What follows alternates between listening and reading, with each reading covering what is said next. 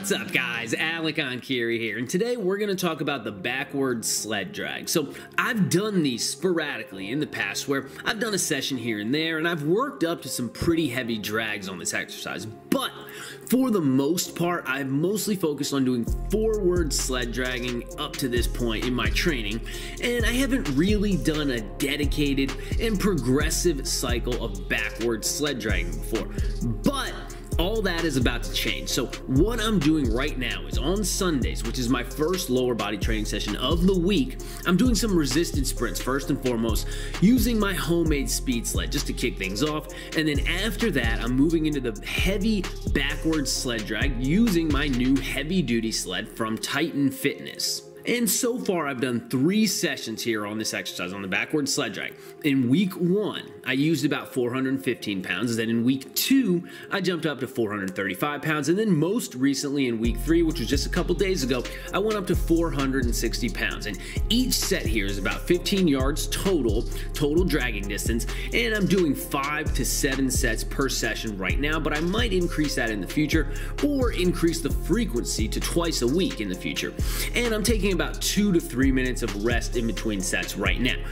And let me fucking tell you, my quads feel like they're gonna explode about halfway through doing these. The amount of blood, the sheer amount of blood that gets pumped into your legs is literally fucking insane. Your quads will be so tight that you can barely bend your knee after a set of doing these here. And the reason for that, the reason for this insane pump is the nature of the sled drag itself. So the action here, the muscular action here is purely concentric. There is no real eccentric phase when dragging a heavy sled, but on a heavy drag, once you overcome inertia and you get the sled moving, it's in your best interest to not let it stop moving, because if you do, then it will be impossible to get the sled moving again if it's heavy enough. And if it's not heavy enough, then you're not going heavy enough. But so basically you're forced to pump your legs like a piston repeatedly without stopping until you have finished the set. So it's choppy, intense, and repeated muscular contractions for anywhere from 30 to even 60 seconds. And in the case of the backward sled drag specifically, due to the position that the body is in, almost 100% of the dynamic muscular effort that propels the sled comes from the knee joints. Now, contrast that with a forward sled drag where the hip is able to flex dynamically and allow the gluteal muscles to contribute to the movement a lot more. But on the backward sled drag, that can't happen. It's all knee joint action. It's all quadriceps that are moving the sled.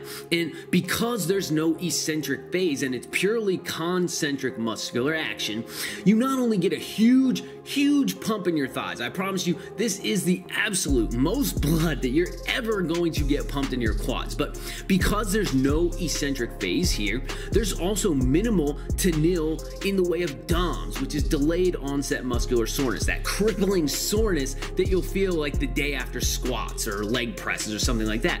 So this means that you can perform this exercise at a high volume without missing a beat in your training. And not only is it not going to beat you up at all, but the additional blood flow to the thighs is actually going to help promote recovery in your legs. So you can just throw this exercise right in as an adjunct to your normal leg training. And even if your legs are sore from squats or lunges or leg presses or whatever from a day or two before, you could try this exercise anyway. And not only will your performance not be hampered, but you'll likely find that you feel a lot better after the session than you did before it, as well as the day that follows. And so this is an easy way, an easy, cheap way to build your work capacity. And in the long run, it's going to help you build much bigger and much stronger legs than you otherwise would have been able to build without using the sled.